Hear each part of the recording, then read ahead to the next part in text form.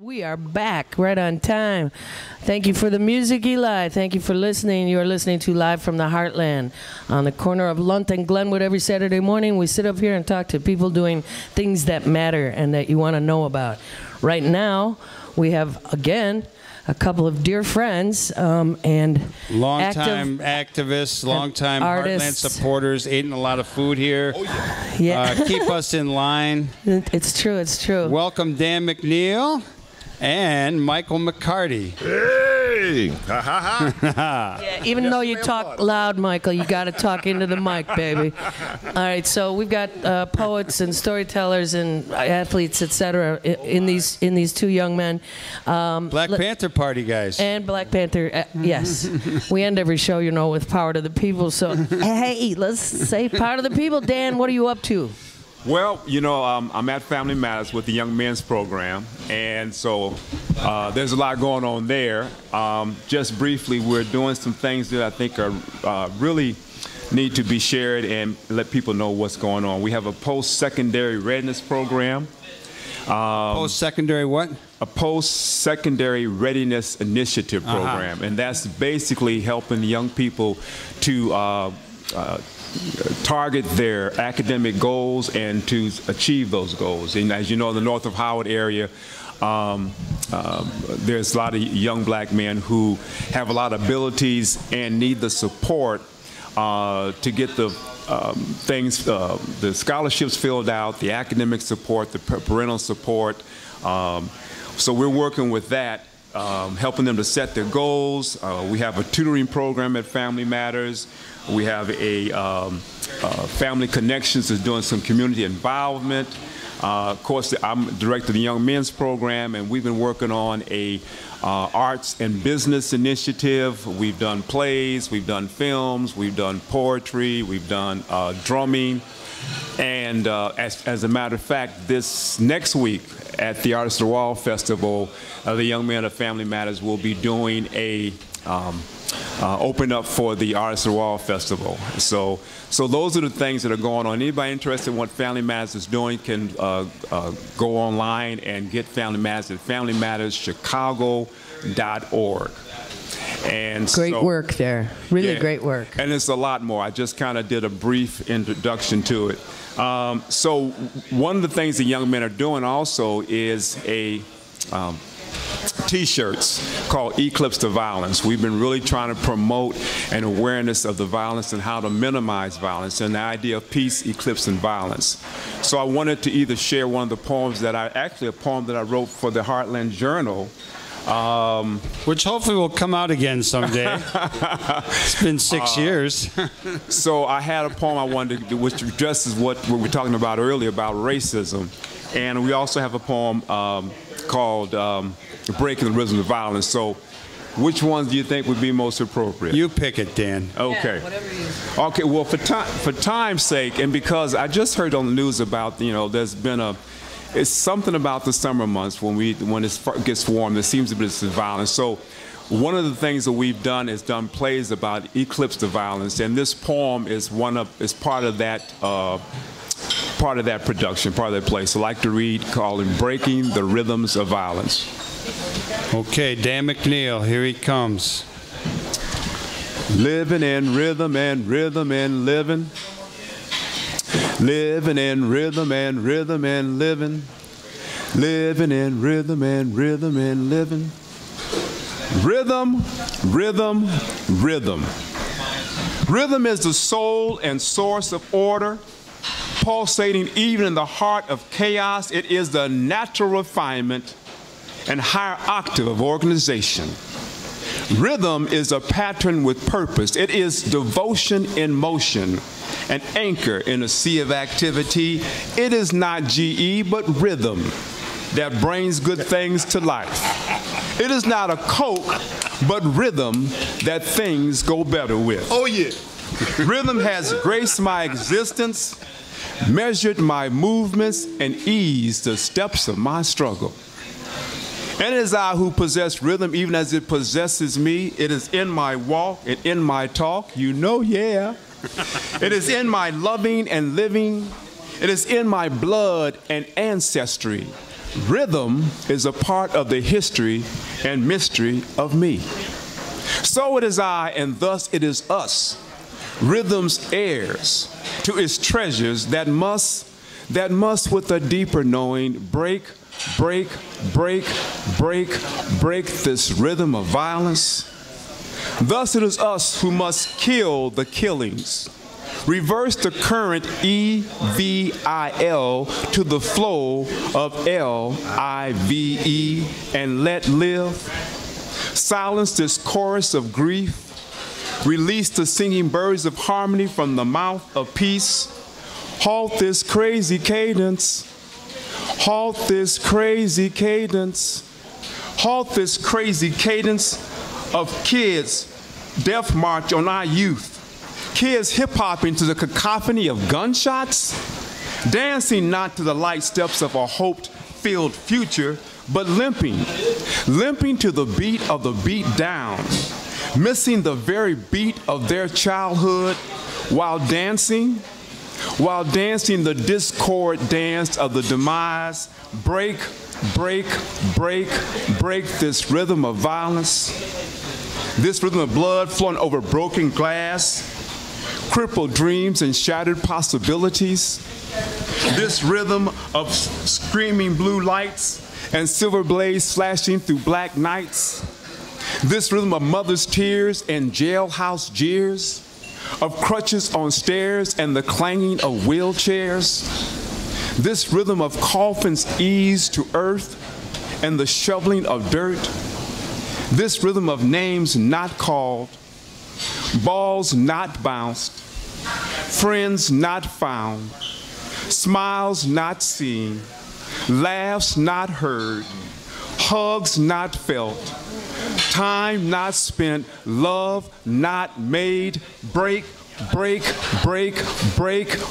this rhythm of violence, and arise, ye mystic warriors, with your seeds of healing for this season of senseless killing. Out of order, out of order, out of order, out of order. Break this rhythm of violence. Woo. Let's hear it for Dan McNeil. Oh, yeah. Let's hear it for Dan McNeil. Dan, I love that poem. That's my favorite poem. Okay. The second time in this show, I'm teared up. And so, McCarty, what do you think of that? Michael McCarty, folks. Wow. And another round of applause for Dan and that terralacious poem. You know, there's one thing. There's a guy who listens to this program. He's sitting out in Montana. He's taken of late to sending me articles about the situation that we have of kids, the mob thing that's going on right now. And it's a pointless kind of sending. It's as if to say, see? And what I want to say is, see the result of not having jobs for kids? See the result of not honoring their presence in our public school system by giving them an education?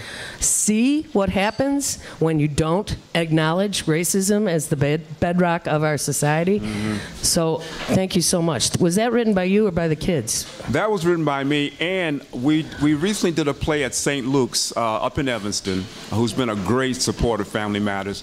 And the young men did a play called Eclipse of Violence, where they shared not only their experiences with violence, but their hopes and aspirations of violence. And so we plan to do it again. It was accompanied with a lot of visuals and a lot of the young men's writings along with the drumming. So it is important I think, as well as to realize the weight that's on us, to realize the opportunity that is also at this moment.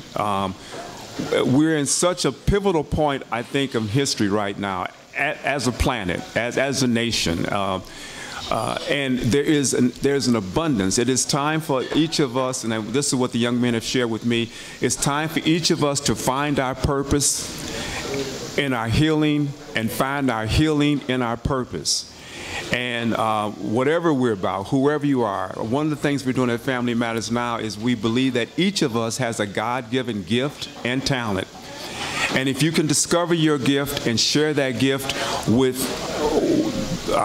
whoever, you are strengthened by that sharing, and then everyone benefits. So the young men are trying to find their gifts and talents, and then have those gifts and talents applied to a specific project, have that project support their individual talents, and all are benefited. That's good. Thank you, Dan. And let's. I want to ask Michael McCarty a couple of things. Michael, you have become a renowned storyteller. Actually, you were doing an event out in California where my daughter's roommate from college heard you talking about me. And you do a lot of work with young people, too. Oh, yeah. Why don't you share a moment of what you've been doing, how it juxtaposes what Dan's doing, and what your take is on where we're at right now in this big old country of ours. One of the things I do with my storytelling is I give workshops for people who work with so-called troubled youth, at-risk youth, and I give trainings to youth to get them to tell their story, to share their stories. A lot of the problems that we have is because we don't listen to each other's story, whether there's stories of individuals, there's stories of races, of cultures, nations. We don't know each other, and we learn about each other by hearing our stories. So I work with these kids, and I let them know that it's important for them to tell their stories, that their stories have meaning, their stories have value. People need to hear those stories, find out about the trials and tribulations that kids are going through.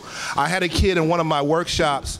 He didn't want to be in a session. He did not want to be in a session. He was angry. And but I insisted that he told a story, and he told this story about murder, about imprisonment, and about violence. Come to find out, his father was in prison for murder. He had 2 sessions like that, and after he got that out of his system, he was able to tell stories. Regular 10-year-old kid stories. He was a 10-year-old kid, and now all of a sudden he was able to tell those stories. I was telling stories at a school, and this all takes place in LA where I have escaped to. Unfortunately for us. And this little girl had an issue. And I didn't even know about it. I was just telling a story. She comes up to me afterwards, says, "Mr. McCarty, I want to thank you for your story. They made me laugh. I haven't laughed in a long time. Thank you," and walks away. I told the principal about this when she came in. This little girl's father had committed suicide a few months prior. So it's important that we tell our stories. It's important, if you have kids, tell them stories. Let them know about their family history and their culture.